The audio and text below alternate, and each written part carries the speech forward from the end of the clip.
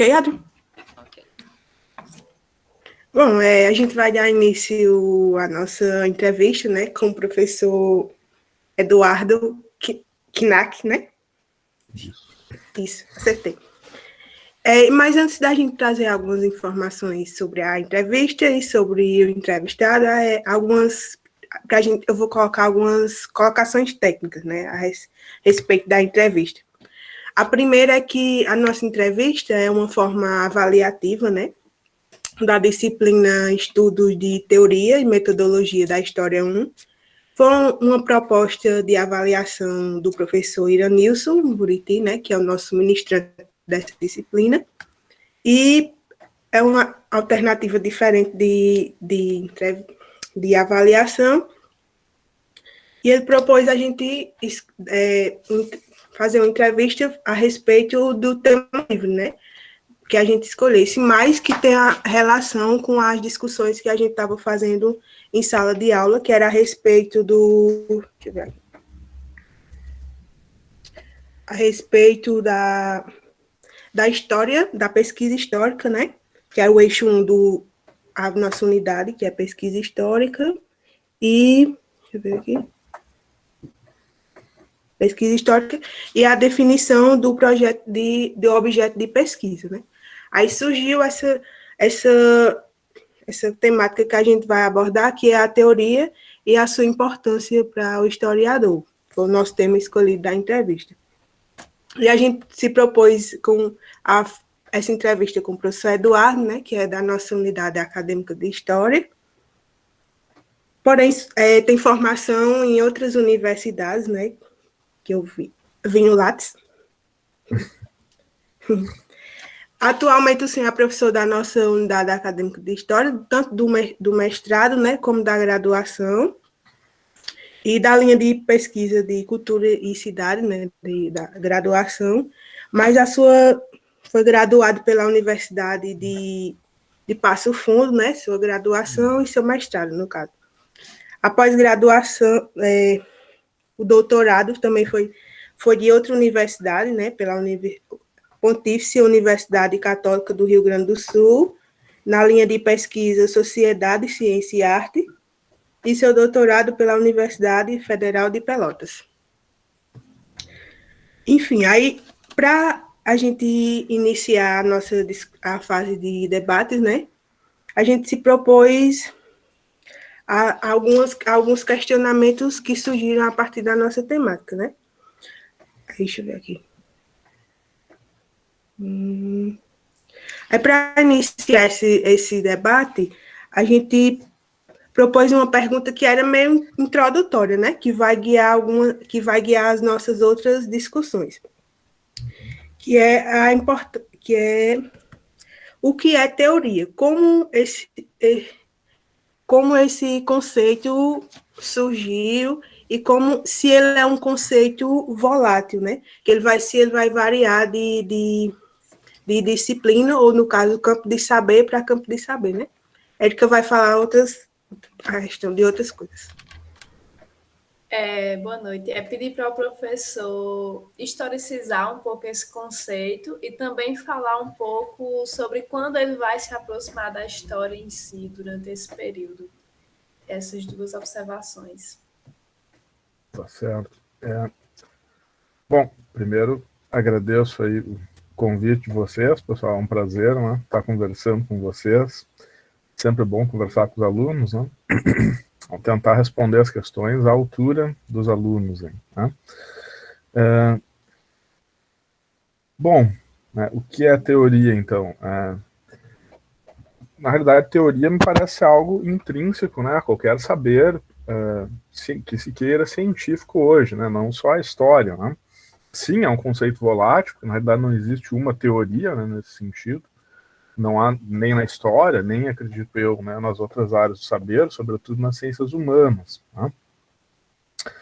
Enfim, o nascimento da teoria, né, eu acho que a gente pode remontar a própria filosofia, né, quando Platão vai separar, né, a episteme da doxa, né, ou seja, né, o conhecimento da opinião, né, e eu acho que a gente tem o nascimento de teorias que vão explicar, né, certos fenômenos, né. Mas no caso da história, então, acho que até para a gente aproximar um pouco mais da história como a gente entende hoje, né? A história, como outras ciências humanas, né, vai se constituir ali entre fins do século XVIII, início do século XIX. Né? Então, eu acho que é ali que, de fato, vai a teoria se aproximar à história, e aí a história vai se constituir, então, como, né, uma área do conhecimento, como uma ciência humana. Né? Até então não havia, já havia história, obviamente, também desde a Grécia Antiga, mas sem uma discussão teórica necessariamente por trás para explicar certos fenômenos, acontecimentos. Né? A história moderna, na realidade, nasce, né, na Renascença também, né? Mas essa história que nós temos hoje na universidade, né, mais ou menos, né, como a gente tem hoje, vai se constituir ali no século XVIII, XIX. De uma forma geral, né, me parece que todas as ciências humanas, né, vão se maturar no século XIX e vão se espelhar muito, né, nas ciências naturais, na forma como as ciências exatas e naturais vão se organizar também ao longo do século XVIII, ou seja, a física, enfim, as ciências da natureza, né, e vão adotar modelos teóricos de explicação muito próximos dessas ciências. Né? Então, acho que ali começa a se aproximar, mas não deixa de ser uma explicação teórica. Quer dizer, aí que vem essa história positivista, né? Creio eu que é uma das primeiras teorias que vão dar um escopo à história. Né? Mas vão colocar, então, a história como a história não apenas a história, né, mas as ciências humanas como se adotassem esses modelos, né, das ciências naturais que, de fato, funcionavam, né?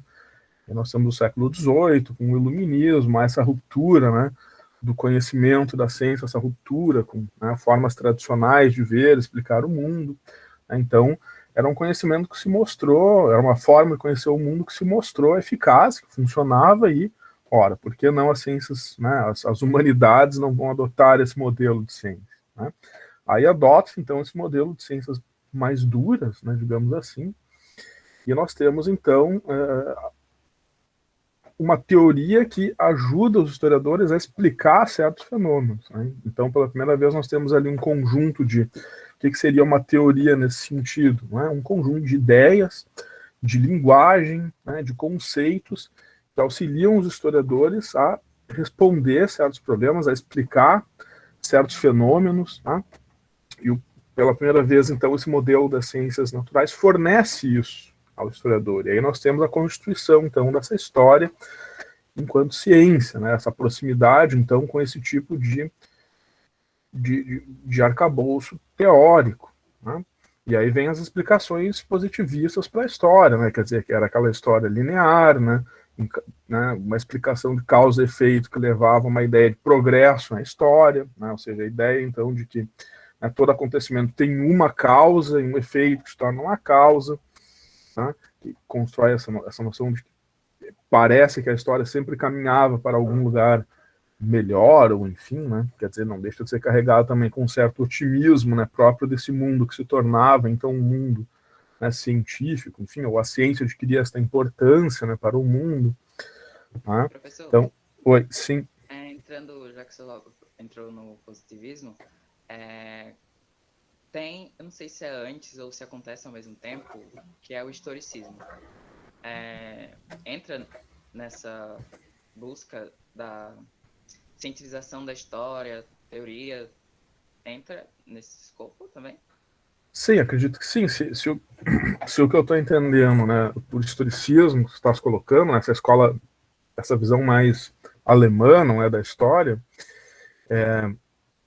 entra sim. Acredito que o historicismo vai se colocar também como digamos assim, uma corrente de pensamento, uma teoria, né, mas rompe em certo sentido, né, uma vez que traz, né, uma narrativa, traz uma espécie de romantismo à história. Né? Acho que a gente não pode ver o historicismo sem se desvincular, né, de uma escola de pensamento alemã, enfim, né, que desde de filósofos, pensadores como o próprio Goethe, por exemplo, né, movimentos mais, né, o próprio romantismo alemão. Né?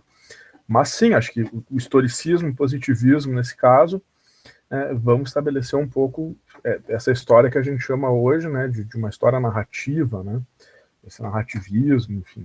Né? Acho que sim, mas acho que nesse sentido no século XIX está aí. Claro que o século XIX a gente vai ver outras teorias, né? Mas me parece que o positivismo e o historicismo acho que marca mais, salvo meu engano, né? Marca mais o século XIX. Né? Mas na raiz acho que a gente tem o positivismo influenciando essa visão de ciência também, né?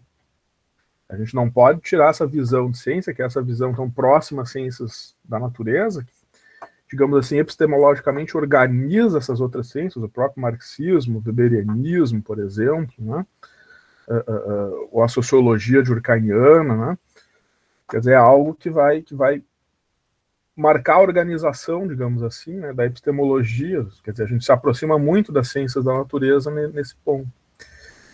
Mas pela primeira vez, né, independente obviamente que a gente tem que fazer essas críticas, né, esse tipo de modelo já, né, do século XVIII, XIX, mas a gente tem pela primeira vez, então, uma teoria tentando explicar, né, não mais apenas um trabalho descritivo do historiador, enfim, né, mas nós temos ali algo que auxilia o historiador a olhar as fontes e tecer explicações sobre certos fenômenos, mesmo que muito limitadas, né, como eram essas explicações do positivismo, né, essa linearidade, ou do historicismo, nesse papel do herói, enfim, né, na narrativa, como, né, o sujeito que vai mover a história, enfim, né, eram explicações limitadas, mas eram explicações que, de fato, tinham uma teoria, né. Foi moldando-se ao longo do tempo, principalmente na história. Eu gosto de ouvir podcast, principalmente sobre teoria, nesses últimos dias. Como a discussão entre Lévi-Strauss e Fernand Braudel trouxe uma outra perspectiva para o próprio Braudel acerca dos ídolos da história, do tempo, né? Então, esse processo de conexão com outros saberes, com outros campos de saberes, acabou também sendo muito importante nisso. Sem dúvida, né? Aí, claro que a gente já pula o 19, né? Já vai para o 20, né? Mas a escola dos análises, né, esse movimento ali, nasce, na realidade, como interdisciplinaridade, né, imensa. Na revista dos análises tinha sociólogos, economistas publicando, né? Então isso abre, né, obviamente, então, a história a outras possibilidades, né, a outras abordagens, até porque no momento que expande, então, né, as fontes do historiador, expande a necessidade de você ter outras abordagens, né, de você ter, então, outras teorias também que expliquem certos problemas, nascem outros problemas. À medida que essa história ali positivista, ou essa história do século XIX, que tinha, né, como fonte, né, como matéria-prima da história, né, os documentos escritos, você estava muito limitado a um certo tipo de história, né. No momento que você amplia isso, você abre as abordagens e você abre os horizontes, né, você precisa de outras teorias que deem outras explicações. Aí esse papel, o contato com o Lévi-Strauss, mas antes mesmo, né, o contato com a antropologia, com a sociologia, né, é muito forte, né, e amplia isso. Então há essa abertura, sim, sem dúvida nenhuma.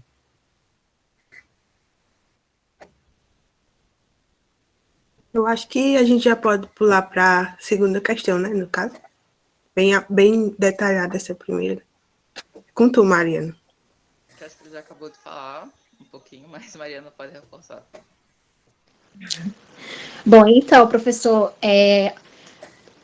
durante o desenvolvimento desse trabalho, surgiu um questionamento, que foi desculpa, que foi que foi justamente essa linha de raciocínio que o senhor estava agora explicando para a Adria. Como a teoria, ela associa-se a uma cientificidade em um campo disciplinar. E há uma única teoria? Então, o senhor, professor, poderia nos esclarecer um pouco mais essa questão? Bom, sim. Como eu disse já, na verdade, não há uma única teoria, né? Como a gente viu, o próprio século XIX mostra isso, né? Nós vamos ter diferentes teorias que vão tentando explicar, né, certos fenômenos, enfim. Agora, acho interessante a gente notar, aproximando também da primeira questão, com essa questão que vocês colocaram, né, que eu acho que a gente tem que atentar um pouco a isso, para a própria organização de o que é ciência, por exemplo, o que entendemos por ciência, né? Porque, veja, né, a gente tem, então, se a gente pegar positivismo, marxismo, weberianismo, né, Durkheim, com fato social total, quer dizer, eram teorias, né, que nada mais, nada menos tentavam explicar o funcionamento da realidade, né? Quer dizer, né, veja, né, se a gente vê uma foto do Marx, né, o Marx tem aquele sorriso de lagarto, assim, né, que é o cara que explicou como funciona o mundo, né? Não precisa mais estudar nada, né? Ele já entendeu como funciona o mundo. Mas vejam, né, tanto Marx, quanto Weber, quanto Comte, né, porque isso era algo, ainda era uma influência muito forte das ciências da natureza, né? Ou seja, descobrir leis, princípios, né, que regem as transformações do mundo, né? Ora, então o que eu acho é que, né, aí retomando o que eu tinha comentado um pouco com a Adria, né, é que a partir do fim do 19, né, já com a escola metódica francesa, né, já há uma mudança de pensamento, né? A gente começa a perceber que esses moldes das ciências mais duras não podem servir como uma orientação para a história, né? Para a história ou para as demais ciências humanas, né? Nosso objeto de estudo é completamente diferente, né? E por ser completamente diferente, nós precisamos, então, de outras teorias diferentes. Não só de uma teoria, né, enquanto um instrumento que nos ajuda a explicar algo, mas perceber a nossa ciência como diferente, né, daquele modelo, né, de ciência mais dura, né? Então, nesse sentido, obviamente, não há uma teoria, né, porque o nosso objeto é muito diverso, é muito maleável, né, o nosso objeto são os homens, né, quer dizer, são as ações dos homens no tempo e no espaço, mas, né, são as relações humanas, né, e não só o nosso objeto, mas da sociologia, da antropologia, da economia, né? Então, a gente não pode depender, a gente não tem a mesma lógica, né, das outras ciências, né? Nesse sentido, eu acho que a teoria, ou as teorias, se fazem extremamente necessário, claro, né, para formar um campo disciplinar, né, digamos assim, para a gente se afirmar enquanto uma área do conhecimento, enquanto um campo de estudos. Para qualquer área, né, se faz essencial, né, porque não há produção do conhecimento sem teoria, né? E claro que dependendo da teoria que você adote, né, a explicação que você vai dar para certo fenômeno é uma, né? Mas acho que isso que é interessante da nossa área, né? É justamente esse debate profícuo entre teorias, né? Porque justamente muito diferente das ciências exatas, das ciências da natureza, né? Por exemplo, eu posso adotar uma certa perspectiva teórica, fazer uma tese de doutorado, né? E a Mariana, a Érica, a Jéssica, vocês podem pegar o meu trabalho, ler ele, né, ler as mesmas fontes e com uma teoria diferente chegar a conclusões diferentes, né? Isso já é um pouco mais difícil de acontecer, né, numa ciência como a matemática, né? Mas mesmo assim acontece, mas eu acho que é um pouco mais difícil. Então nós temos esse debate, né? Claro que a gente está preso, né, também a um caminho metodológico, né? Preso é uma palavra meio feia, né? Parece que dá uma mobilidade, né? Mas a gente tem que seguir certos princípios, né? Como qualquer outro acadêmico, outro cientista de outra área. Mas acho que por nós trabalharmos com as ações humanas, né, com esse objeto tão, né, maleável, subjetivo, a gente tem justamente também esse debate de ideias, que, ao meu ver, é profícuo, né? Quer dizer, o fato de alguém seguir os mesmos passos da minha pesquisa é chegar a conclusões diferentes, né? E aí se estabelecer um debate. Mas sim, sem a teoria, justamente não há esse debate, né? Porque se a gente seguisse os princípios que queria o Augusto Comte, né, o historiador ia se preocupar só em transcrever documentos, aí não teria debate nenhum, né? A gente ficaria o quê? Qual é que é o debate? Inclusive os próprios metódicos franceses, né? Eles achavam que um dia a história ia acabar porque os historiadores iriam esgotar todos os documentos, né? E aí, portanto, não teria mais necessidade de ter história, né? Vejam como a perspectiva teórica era limitada, né? Agora a gente entende que, na realidade, a história depende justamente de um problema, e os problemas e as perguntas mudam, né? Então, também, se a gente formular uma pergunta diferente para as mesmas fontes, né, que o Adrien e a Mariana estudaram, nós vamos ter respostas bem diferentes. Não sei se respondi ou só enrolei também. Sim, professor, respondeu sim. Uma dúvida, professor, pode parecer boba. O historicismo, o positivismo, acho que não tanto o materialismo histórico, eles têm uma visão mais universalista do, do que é a teoria da história. Acho que, eu não vou lembrar o nome do autor, porque eu não anotei no resumo que eu fiz, que ele fala de três campos de teoria, e um desses campos é o que ele chama de teoria pontual da história, teorias pontuais da história. Seria algo mais micro. Acho que dá para entender, tipo, quando a gente pega o que José de Assunção Barros fala de 3 níveis de teoria da história, que é um nível mais a teoria da história, e depois o segundo nível são as teorias da história. Acho que, não sei se estou me fazendo entender, Sim, mas o que eu sim. quero perguntar aqui se o historicismo, o positivismo, eu acho que não tanto o materialismo histórico, estão apenas nesse primeiro nível de teoria da história, mais universal.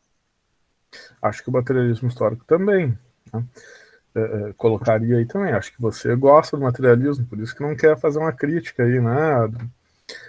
Não, veja, eu acho que sim, porque tanto o historicismo quanto o positivismo, quanto o materialismo histórico, mas falando aqui do materialismo histórico do Marx, não, a gente tem que colocar isso também, né?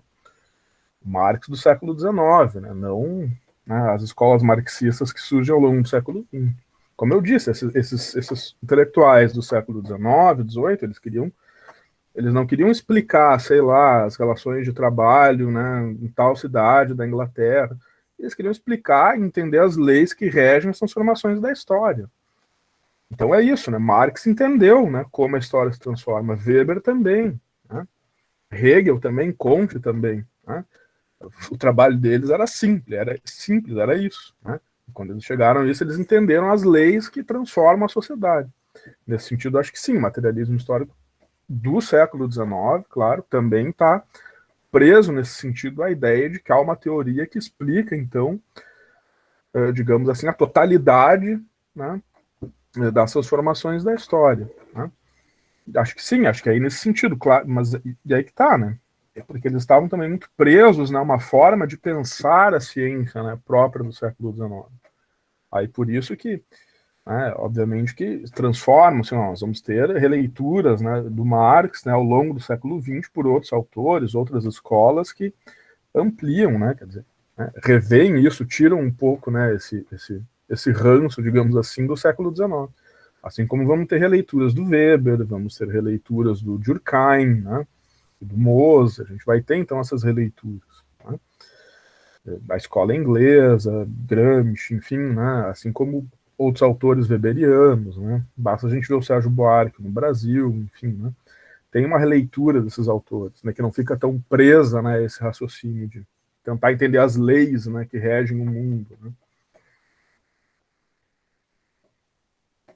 Não sei se respondi também. Respondeu.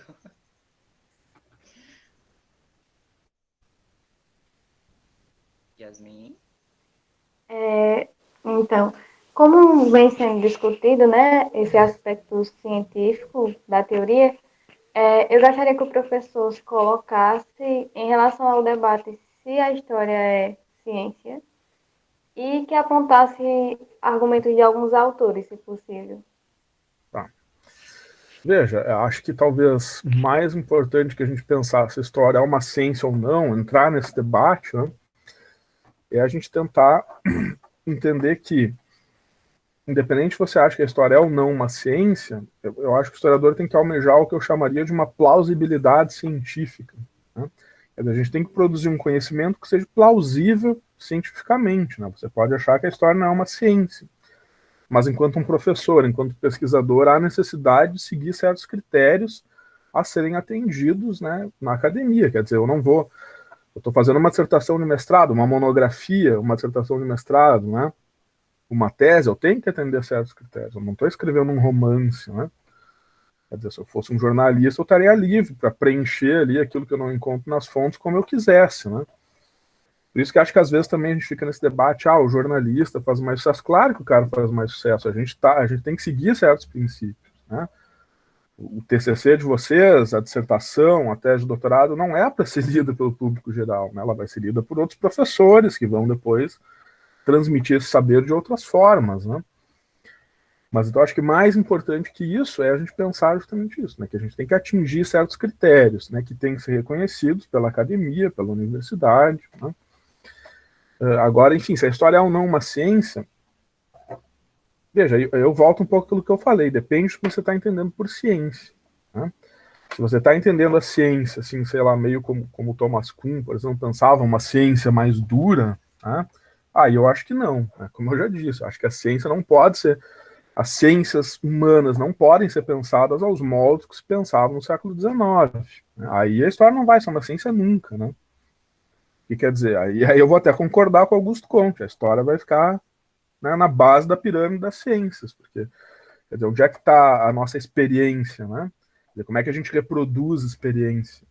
A sociologia, para o Comte, tinha esse caráter do que estava ligado ao presente, né? As experiências sociais davam para ser reproduzidas. No nosso caso, não, né? No nosso caso, né, a nossa matéria-prima é um cemitério, né? Quer dizer, é o passado, né? É algo que não existe mais no presente.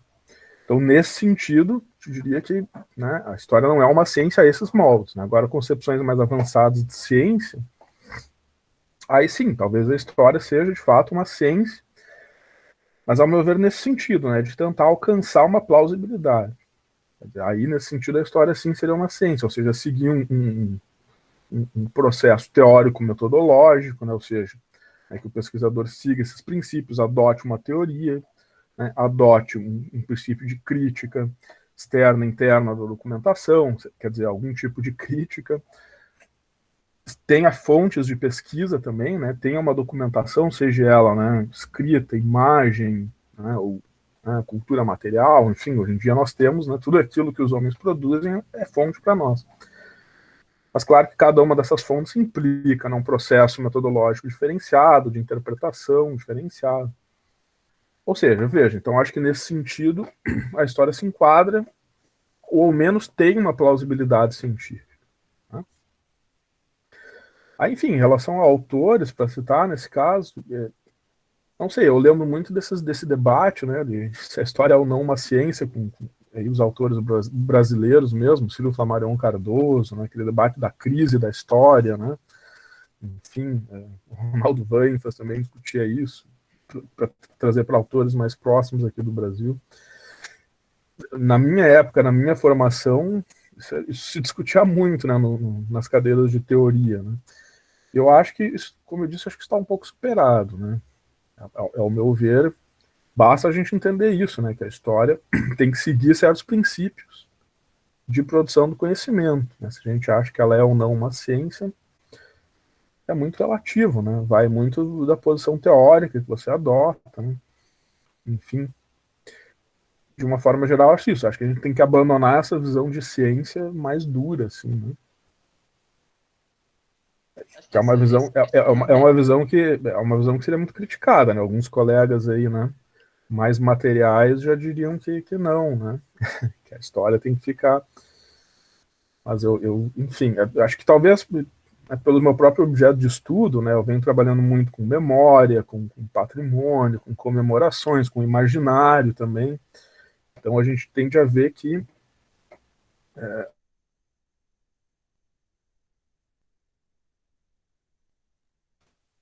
acho que travou um pouquinho a minha de novo aqui, né?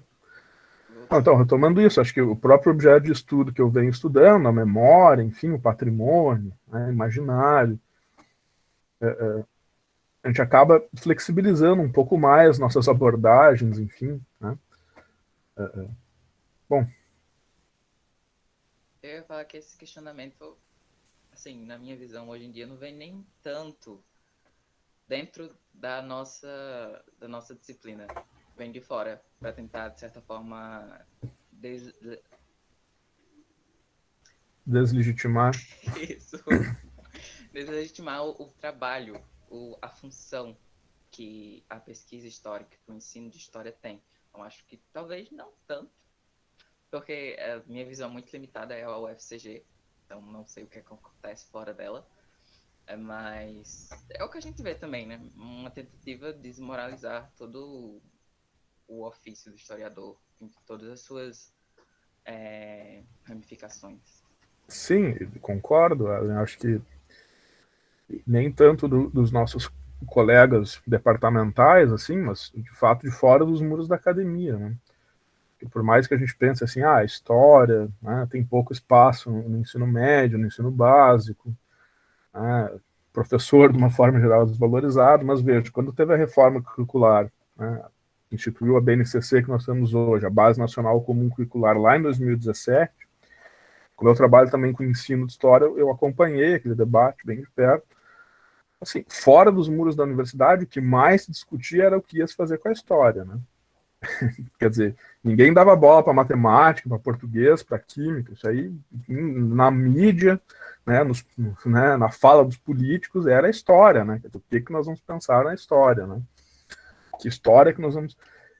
Quer dizer, então, veja, a história tá sempre nesse sentido, e a gente vê pelas falas até de algumas autoridades de outras áreas, né? Quer dizer, a história aberta a interpretações. Não, não é assim, né? Claro que a história está aberta a interpretações, mas a matemática também está, né? A química também está, né? Porque toda a ciência está aberta a interpretações, né? Agora, as interpretações não são feitas ao vento, né? O cara acorda, né, de manhã e acha que não foi golpe civil-militar, foi um movimento, e então a gente vai achar... Não, né? A gente está... Você tem que formular hipóteses com base né, em documentos, seguindo esses procedimentos que eu havia falado antes, que legitimam a história como um saber, né? Assim como a matemática, né? Eu posso achar que 1 mais 1 não é igual a 2, mas daí eu vou ter que, né, me apropriar, né, dos procedimentos metodológicos daquela área e vou ter que formular hipóteses. Toda a ciência está aberta a interpretações, né, a novas hipóteses, mas hipóteses que estejam fundamentadas, né? Aí, nesse sentido, acho que a história sofreu muito, né, nesses debates, e ainda hoje sofre, né? E, enfim, está sempre, então, né? Me parece que sempre, quando se debate educação e ensino, vem lá a história, né? Mas aí o professor do ensino médio dá 2 períodos, enquanto de língua portuguesa dá 10, né? O que é um horror, né? Porque a alfabetização não é só saber, né, ler e fazer conta, né? 2 aulas por semana. Pois é, 2, 3, dependendo, quando muito, né? Eu tenho uma questão sobre a importância da teoria para a pesquisa, mas eu vou mudar. Já que a gente está no curso de licenciatura, qual a importância da teoria para o ensino de história? Aí depende, acho que essa pergunta pode ser respondida por diferentes colocações, né? Primeiro, do ponto de vista de uma teoria pedagógica, né? O professor também tem que adotar um posicionamento pedagógico nesse sentido, né? E a gente entra na adoção de discussões né, e teorias e uma didática, digamos assim, que também vai ter um contato com a área da educação, né, da pedagogia, ou mesmo também da sociologia, enfim, né, da psicologia também, inclusive, né? Então, nesse sentido, me parece interessante para que você consiga, né? Porque uma aula também envolve uma organização metodológica, né? Seja do nível superior, seja do nível médio, ou do nível básico, enfim, né? E justamente isso, essa própria divisão é baseada em uma determinada teoria, né? Tem muito do Piaget aí, né? Em dividir as capacidades cognitivas, né, das pessoas e direcionar certos conteúdos, certas habilidades para cada uma dessas áreas. A própria organização, ela tem um fundo teórico. Quer dizer, então veja, se muda a sua concepção teórica do ponto de vista da pedagogia, pode mudar essa própria organização, né, de ensino fundamental, ensino médio, ensino superior. Né? Então, nesse sentido, acho que a adoção aí, né, de uma perspectiva didática é essencial, né, para você pensar suas aulas. Né? Porque às vezes, mesmo que você não pense muito sobre isso, você vai entrar numa forma de ensino que está organizada em função de uma determinada teoria, né, de aprendizagem e ensino. Agora, em relação às teorias da história também, né? Quando você estiver lá dando aula, né, para você explicar determinados acontecimentos, né, para os alunos, né, você tornar inteligível aquele conhecimento para os alunos, vai depender muito da teoria com a qual você olha o acontecimento, né? O fenômeno, o problema, enfim, né? Então, é claro que isso vai influenciar drasticamente como você dá aula, né? Se você é marxista, se você é, né, da história cultural, se você é moderno, pós-moderno, enfim, né? Tudo isso vai determinar como você explica as coisas para os alunos, né? Os fatos, enfim, os problemas. Isso vai interferir, né, na sua explicação da história. Isso? Isso. Mais ou menos. Opta por esses caminhos, professor. Esses como se dá, vai pela vontade individual, gostos. Como assim, os caminhos teóricos, tu diz? Isso. Como a gente opta. Vão surgindo na graduação. Isso eu já questiono entrando um pouquinho na sua própria experiência enquanto estudante. Então, Bem, sim.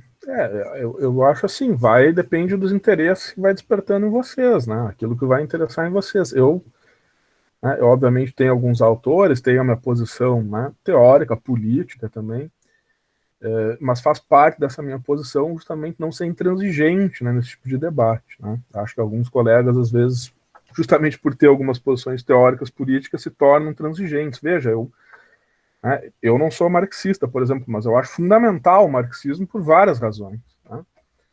A ideia de, por exemplo, né, de que a história, né, tem que ser crítica vem do marxismo, né? Trabalhos, por exemplo, eu conheço trabalhos excelentes marxistas que tratam sobre relações trabalhistas, sobre organização sindical, etc., que para mim são fundamentais, né? Eu adoro historiadores como Hobsbawm, Thompson, acho que eles trazem contribuições significativas para a história, né? No entanto, se eu fosse me colocaria como um historiador da história cultural, né? Venho trabalhando há muito tempo com isso, né? Desde a graduação, e acho que são esses interesses de pesquisa. Eu sempre gostei, eu sempre fui muito próximo, né? Quando eu era criança, eu queria ser arqueólogo, né? Era o meu sonho, né? Aí não tinha arqueologia na cidade onde eu morava, fui para a história, gostava muito da história, sempre gostei de literatura também. Acho que isso foi já definindo, né, as minhas aberturas, né? E volta e meia eu me aventuro, escrevo algo sobre literatura também, né? Enfim. Então eu fui um pouco mais para essa área, né? Aí fui entrando nesse rumo, né? Um dos filósofos que eu gosto muito, dos teóricos que organizam o meu trabalho, é o Paul Ricoeur. Gosto muito do Paul Ricoeur, das concepções dele de história também. Mas é isso, eu acho que a gente vai definindo os interesses ao longo da formação, né? Acho que a história, sim, a história deve sempre responder a problemas, né? A história deve ter essa função também, mas acho que a gente também não deve limitar a história a isso, né? A história não é só isso, né? A história não é só responder a problemas. Defendo muito também que a história seja um deleite, né? A gente tem que gostar de história, né? Tem que entender a história, enfim. Gosto muito de lembrar o Nietzsche, né? O Nietzsche, no final do século XIX, dizia que o mundo já não produz mais leitores, né? Bons leitores, né? Porque a gente está sempre lendo em função de responder alguma coisa, em função de fazer alguma coisa. Isso serve ainda para nós, né? A gente pegar aquele livro de história, sei lá, né? Sentar e ler e ter aquele prazer de uma leitura. Acho que a história também é isso, né? A gente tem que tentar, né, fazer com que os alunos se apaixonem também pela história nesse caso. Se a gente ficar muito com essa ideia de que a história é só problema, é só responder, é só isso, ela fica, ao meu ver, ainda é um critério um pouco utilitarista que remanesce daqueles paradigmas de ciência lá do século XVIII, enfim. É isso, mas isso, meus interesses foram se formando já desde a graduação, né? Por esses interesses, eu fiz na graduação um estágio num museu, né? Era algo que eu sempre gostei também, por gostar também, querer ser arqueólogo, né? Na infância, foi bacana, eu fui para o museu, e quando estava estagiando no museu, inclusive, recusei uma bolsa de iniciação científica, porque eu gostava muito do museu, né? Aí fui seguindo essa carreira, né? Aí terminei a graduação, fiz o mestrado, depois voltei na mesma universidade, fui coordenador do museu, então foi um processo bacana, né? E é isso, acho que vocês também, ao longo da graduação, vocês vão conhecer professores, vão, né, se engajar em projetos de iniciação científica, ou projetos de pesquisa, ou vão despertando os interesses, e aí, obviamente, vocês vão ter que recortar os autores, né, o campo teórico, digamos assim, que melhor os auxilia, né? Mas acho que toda pesquisa é válida, acho que o debate é fundamental, né? É profícuo que a gente tenha, né, diferentes correntes teóricas debatendo, dialogando, enfim. É interessante porque acho que todo mundo aqui, entre nós aqui, entrou no curso com uma perspectiva de pesquisa. Eu mesmo entrei querendo pesquisar história ambiental, mas ao longo dos anos porque eu estou há 3 anos na UFCG, por incrível que pareça. ao longo dos anos eu fui descobrindo uma paixão por história da alimentação, que é um campo, para mim, que, como o senhor falou, não resolve só problemas. Tem todo um problema, obviamente, que envolve a alimentação, mas é algo que eu pego o livro de Câmara Cascudo, História da Alimentação no Brasil, e apesar de não ser uma leitura fácil, não é uma leitura fácil, é um livro que eu sinto felicidade e é isso que eu quero estudar e é isso que eu quero poder passar. Então vem essa evolução, essa paixão, essa esperança também da gente enquanto professores sendo formados de passar isso, o que quer que seja que a gente queira passar, descobrir a paixão. Tem um livro de Bell Hooks, eu vou falar de Bell Hooks por resto da minha vida, que é Ensinando a Transgredir, em que ela fala dessa paixão. Foi ali que eu descobri nesse livro, que não é de história, pedagogia, que a minha paixão por ser professor de história. Eu entrei no curso de história para mudar o mundo, porque eu achava que eu poderia mudar o mundo. Continuo achando, mas hoje com os pés no chão, mas como o senhor falou, paixão, desejos, vontades pessoais, não apenas ter a história como uma ferramenta para resolver problemas. Isso, a gente tem que se permitir um egoísmo também, né? Que acho que era isso que o Nietzsche falava, né? Se encantar, ler, gostar das coisas. A gente vai ficar lendo o resto da vida as coisas, né? Lendo e escrevendo, né? Porque isso que é a história, né? Sem gostar, quer dizer, aí vira uma porcaria a vida do cara, né? Você tem que gostar daquilo que você está fazendo, né? Isso, acho que sim, eu concordo contigo, André. Eu acho que a educação, de uma forma geral, faz uma diferença, né? Acho que ela tem esse sentido, né? É claro que as mudanças educacionais são lentas, né? Lentas, levam tempo, né? Mas acho que é bacana, né? A gente vai colhendo os frutos. Como professor, eu colhi frutos também, né? Vejo, às vezes, alunos, né, do ensino fundamental que lembram das minhas aulas, e mesmo que não lembrem, né, vejo eles se formando, enfim, acho que isso é um resultado que a gente vai colhendo. É bacana também. Minha pergunta agora, né, a mais próxima, é mais direcionada, assim, mais centrada. Como o senhor observa que a teoria ela pode ajudar, de certa forma, a descolonizar a concepção de história, que é tida hoje de forma geral, né? O surgimento, inclusive, né, historicizando esse conceito, e também o ofício de historiador, porque a gente acompanha toda uma concepção eurocêntrica, né? Da primeira história, do primeiro historiador, e isso permeia até hoje, de certa forma, na história, né? Todas essas concepções eurocêntricas. Então, como que a teoria pode ajudar a descolonizar essas visões? Isso, na realidade, isso para mim é um grande problema, né? Porque toda a nossa estrutura de produção de conhecimento, ela é organizada ainda aos moldes, né, de uma organização europeia, ou europeizante, né? Mas eu acho que a teoria pode ajudar, sim, a descolonizar isso, né? Eu acho que houve tentativas, houve diálogos, né? Retomando, por exemplo, né, os próprios debates que se fizeram em torno da BNCC, lá em 2017, para dar um exemplo prático, né, a partir de um exemplo prático. Um dos grandes debates aí dentro da área foi o seguinte, né, foi apresentada uma primeira versão para o curso. Vocês estavam entrando na faculdade ou já estavam, pode lembrar. Mas uma das primeiras versões que foi apresentada era explicar, né, era trabalhar com a história a partir do Brasil, né? Então, a partir da história do Brasil, você teria a história dos outros continentes. Nesse sentido, havia uma reorganização completa na própria estrutura da história, né, que é a estrutura que a gente tem hoje, né? Começa com a história antiga, a história medieval, a história moderna, a história contemporânea, né? Porque, enfim, aí você partia isso do Brasil. A história antiga, por exemplo, era praticamente apagado do currículo, né? Tá, isso lá é algo que pode ser ruim, mas, quer dizer, vejam, mudava-se completamente uma estrutura. Ou seja, ao meu ver, foi uma tentativa um pouco radical de romper justamente com essa visão, que é uma visão que no Brasil vem com o IHGB, vem com o Verhagen, né, vem com essa visão europeizante de mundo, né? E aí houve, obviamente, uma tensão muito grande de autores da área, né, mesmo, né, da antiga, por exemplo, né, e de outras áreas também, o Funari, o Ronaldo Vans, professores que eu respeito muito, leio, gosto muito, mas colocaram completamente contra essa visão, né?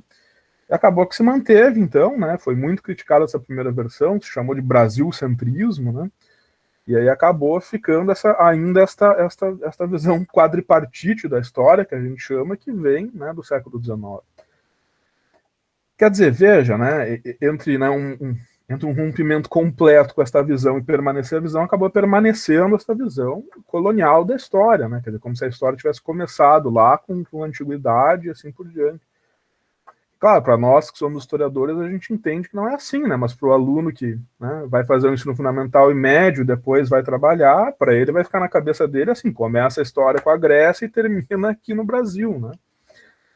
Quer dizer, o que tinha antes? A pré-história parece muito descolado, quer dizer, né? Veja, então a gente perdeu ali uma oportunidade, né, de renovar, né, de ter um olhar teórico metodológico, inclusive, né, de organizar o ensino da história brasileira com um outro formato, né, que rompesse um pouco essa visão. Não se rompeu, né, e aí a gente fica preso um pouco a essa visão da história, que é extremamente colonialista, eu diria, no sentido de que é um modelo importado da Europa que ainda organiza o nosso currículo, né, escolar até hoje, né. Então, nesse sentido, eu acho que os debates teóricos, quando eles vão avançando, quando nós vamos tendo, então, né, intelectuais e pensadores próprios, seja do Brasil, seja de outros países da América Latina, que constroem teorias assumindo a sua posição, né, no lugar social, político, no seu espaço, nesse sentido a gente consegue romper, né, algumas amarras desses modelos que nós adotamos ainda hoje, né. Mas veja, isso é difícil, né, porque a gente fala, por exemplo, Paul Ricoeur é um autor europeu, né? Marx é europeu, né? Então, em certa medida, a gente ainda está amarrado, né? E não tem como deixar de ser amarrado, né? Porque a própria língua nossa, né, é europeia, né? Quer dizer, então...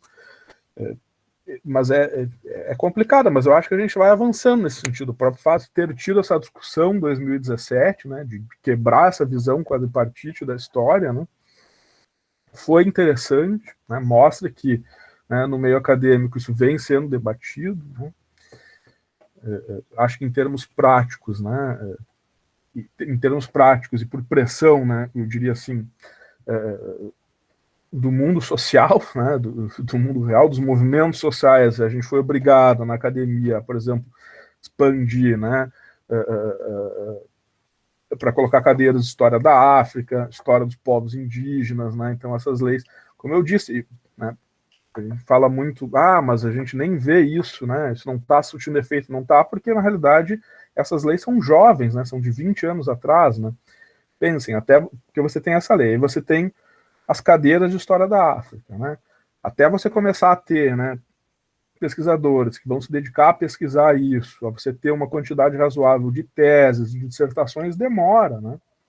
Então eu acho que a gente ainda vai colher o fruto dessas leis, né, no futuro. Acho que agora a gente está tendo já um escopo, né, de bons historiadores, formando quadros de historiadores, né, africanistas no Brasil, né, de estudos dos povos indígenas originários, mas não só isso, a gente já entra na discussão de que não basta a gente só ensinar, né, a gente tem que trazer a voz desses sujeitos para dentro da universidade, para dentro do espaço escolar, né, e tem que entender que esses sujeitos, né, por exemplo, povos originários, quilombolas, têm uma outra forma de ver e viver no mundo, né, então acho que isso é bacana, acho que caminha-se, né, por discussões e debates, inicialmente teóricos, mas caminha-se para transformações, mas acho que ainda demora um pouco, assim, para efeitos mais práticos. E há reveses, né? Basta ver o que a gente vem vivendo hoje, né?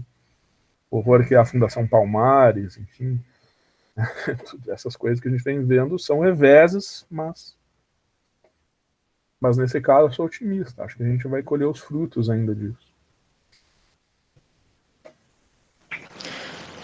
Uma pergunta mais específica, professor. Qual seria a conexão entre a teoria e a historiografia?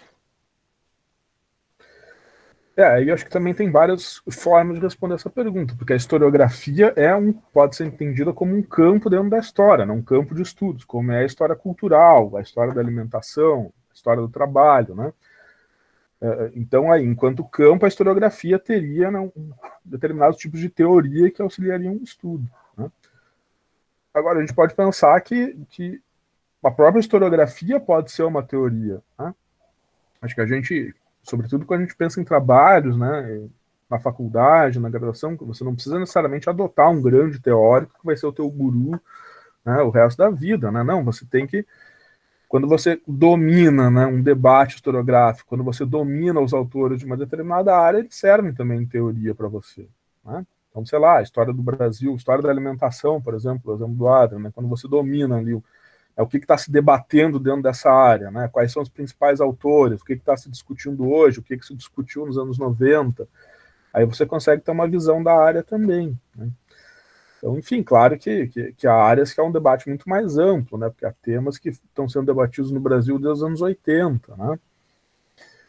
Mas, enfim, nesse sentido, eu acho que o conjunto da historiografia de determinado problema que você quer estudar pode servir como uma teoria. Agora, a gente entender a historiografia, então, enquanto estudo, né, da história, né, enquanto estudo das obras históricas, aí também há teorias específicas que auxiliam, né, a colegas aí da teoria da história que, na realidade, estudam a historiografia, né? Quando você faz um trabalho, uma tese sobre teoria da história, as suas fontes vão ser a historiografia.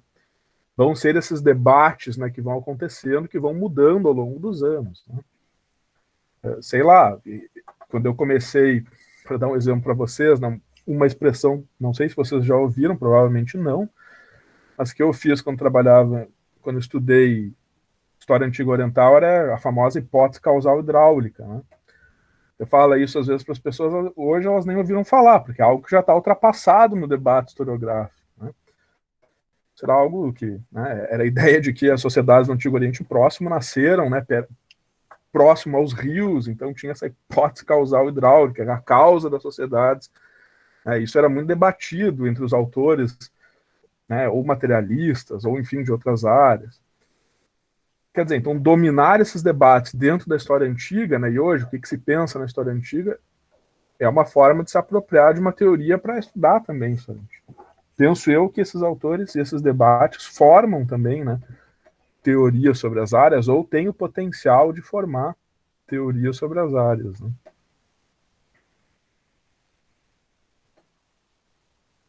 Não sei se respondi bem também.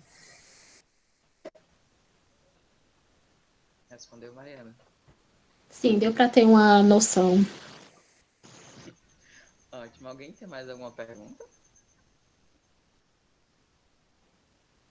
Não, tudo Eu claro. acho que não, né? Foi bem esclarecedor. Se ficar muito claro é ruim, tem que ficar algumas dúvidas também, né? Você quer encerrar, amiga? Já que você iniciou. Primeiro eu gostaria de agradecer ao professor, né? Que a gente sabe que o tempo dele deve estar bem corrido com a coordenação e tendo que dar aula e tal. Foi importante para a gente ter, assim, falando em teoria, né? Outra perspectiva, além da do professor, né? Que a gente viu na disciplina. E acho que é isso. Agradecer ao professor e é isso. Alguém tem mais alguma colocação? Não? Então tá, pessoal. Eu que agradeço a escolha aí, né? Tá, espero ter contribuído. Obrigada. Contribuiu bastante, professor. Muito obrigada. Sim, professor, obrigada pela sua participação. Beleza. Então tá, pessoal. Até mais. Espero reencontrá-los em breve na UFCG. Até mais. Deus queira, viu? Ah, mais. Isso. Até mais, pessoal. Tchau, tchau. Até, tchau. Tchau.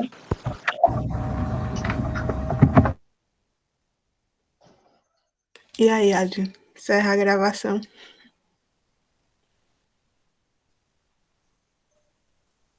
Ou